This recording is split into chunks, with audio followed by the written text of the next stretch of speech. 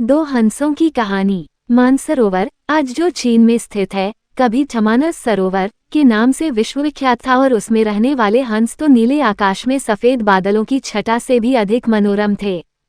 उनके कलरव सुंदर नर्तकियों की नुपुर ध्वनियों से भी अधिक सुमधुर थे। उन्हीं सफेद हंसों के बीच दो स्वर्ण हंस भी रहते थे। दोनों हंस बिल्कुल एक जैसे दिखते थे और दोनों का आकार भी अन्य हंसों की तुलना में थोड़ा बड़ा था। दोनों समान रूप से गुणवान और शीलवान भी थे। फर्क था तो बस इतना कि उनमें एक राजा था और दूसरा उसका वफादार सेनापति। राजा का नाम धृतराष्ट्र था और सेनापति का नाम सुमुख। दोनों हंसों की चर्चा देवों, नागों, यक्षों और विद्याधर ललनाओं के बीच अक्सर हुआ करती थी। कालांतर में मनुष्य योनि के लोगों को भी उनके गुण सौंदर्य का ज्ञान होने लगा। वाराणसी नरेश ने जब उनके विषय में सुना तो उसके मन में उन हंसों को पाने की प्रबल इच्छा जागृत हुई।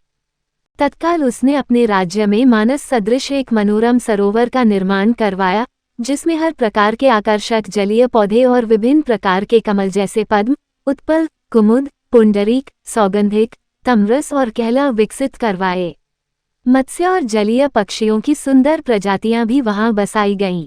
साथ ही राजा ने वहां बसने वाले सभी पक्षियों की पूर्ण सुरक्षा की भी घोषणा करवाई, जिससे दूर दूर से आने वाले पंछी स्वच्छंद भाव से वहां विचरण करने लगे। एक बार वर्षा काल के बाद जब हेमंत ऋतु प्रारंभ हुआ और आसमान का रंग बिल्कुल नीला होने लगा, तब मानस के दो हंस वाराणसी के ऊपर से उड़ते हुए जा रहे थे। तभी उनकी दृष्टि राजा द्वारा निर्मित सरोवर पर पड़ी। सरोवर की सुंदरता और उसमें तैरते रमणीक पक्षियों की स्वच्छंदता उन्हें सहज ही आकर्षित कर गई। तत्काल वे नीचे उतर आए और महीनों तक वहां की सुरक्षा, सुंदरता और स्वच्छंदता का आनंद लेते रहे। अंततोगत्वा वर्षा ऋतु के प्रारंभ होने से पूर्व वे फिर मानस को प्रस्थान कर गए। मानस पहुंचकर उन्होंने अपने साथियों के बीच वाराणसी के कृत्रिम सरोवर की इतनी प्रशंसा की कि सारे के सारे हंस वर्षा के बाद वाराणसी जाने को तत्पर हो उठे। हंसों के राजा युधिष्ठिर और उसके सेनापति सुमुख ने अन्य हंसों की इस योजना को समुचित नहीं माना। युधिष्ठिर ने उनके प्रस्ताव का अनुमोदन न करते हुए ये कहा कि पंछी और जानवरों की एक प्रवृत्ति होती है, वे अपनी संवेदनाओं को अपनी चीखों से प्रकट करते हैं, किंतु जंतु जो कहलाता है, मानव बड़ी चतुराई से करता है। अपनी भंगिमाओं को प्रस्तुत जो होता है उनके भावों के ठीक विपरीत। फिर भी कुछ दिनों के बाद हंस राज को हंसों की जिद के आगे झुकना पड़ा और वह वर्षा ऋतु के बाद मानस के समस्त हंसों के साथ वाराणसी को प्रस्थान कर गया। जब मानस के हंसों का आगमन वाराणसी के सरोवर में हुआ और राजा को इसकी सूचना मिली तो उसने अपने एक निषाद को उन दो विशिष्ट हंसों को पकड़ने के लिए नियुक्त किया। एक दिन युधिष्ठिर जब सरोवर की तट पर स्वच्छंद भ्रमण कर रहा था, तभी उसके पैर निषाद द्वारा बिछाए गए जाल पर पड़े।